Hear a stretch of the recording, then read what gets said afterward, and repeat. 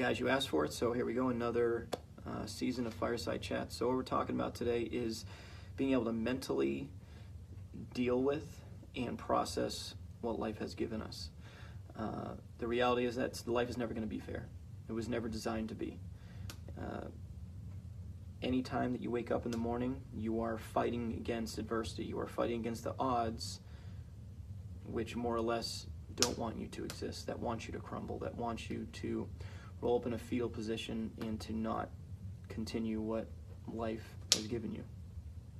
And one thing that has really helped me process this is in a term from the age-old Stoics, which Friedrich Nietzsche put more into terminology thousands of years later, which is amor fati, which is basically translates to a love of fate. And that's not to say that we should be accepting what life has given us, especially if it's in the negative. We shouldn't accept a toxic relationship. We shouldn't accept toxic friends. If we have the ability to remove ourselves or change it, then we should do so. We shouldn't just accept that this is the way life is. However, amor fati, or a love of fate, means that we need to understand that things are sometimes out of our control. Life has a way of sometimes putting us in bad circumstances, whether it be financially, mentally. The reality is we have no control over it. But what we can do beforehand is, seeing we can't have control over it, is to at least mentally prepare ourselves for if that moment does arise. And through that is where amor fati comes in.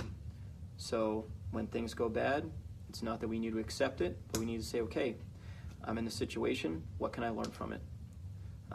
Okay, I was in this, I just lost my job, say for instance.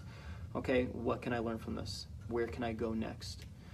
This was, if you look at things as more or less a test in life, it really helps you out being able to process those steps forward instead of just saying, this is where I am, I'm stuck, I can't go any further. Just like I say in my household to my children, there's no such thing as can't. Can't isn't a real word, okay? Can't is, in my opinion, a term that was developed by general society for those who are willing and able, yet decide to give up. Everybody is willing and able. It's just a matter of fact of how far that you are willing to put yourself through this ordeal to make that can't a can. That's what it comes down to. So again, don't look at these ordeals that are in front of you as the end all, the dead end. As I was talking to a friend earlier today, I kind of apply the same concept that I do in jiu-jitsu, which is that there's always an escape, always. Some escapes may be more difficult than others, without a doubt, okay, but there's always an escape. Just like in life, there's always an option, there's always ways to get out of something.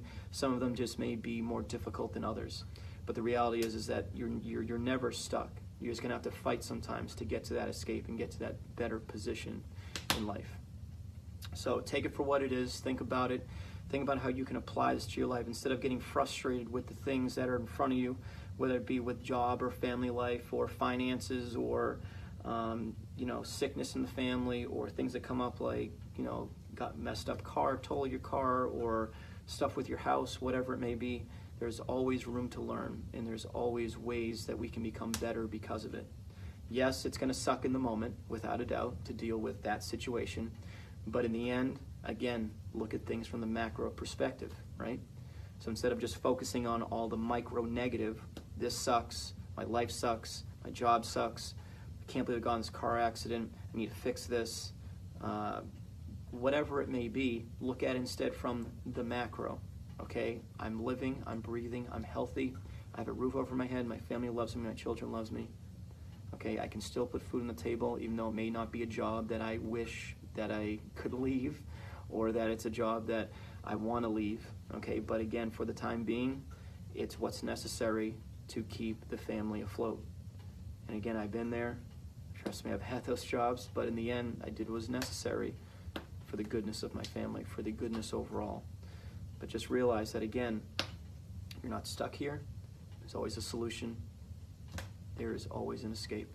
Apply it, live it, enjoy your day. Have a good one.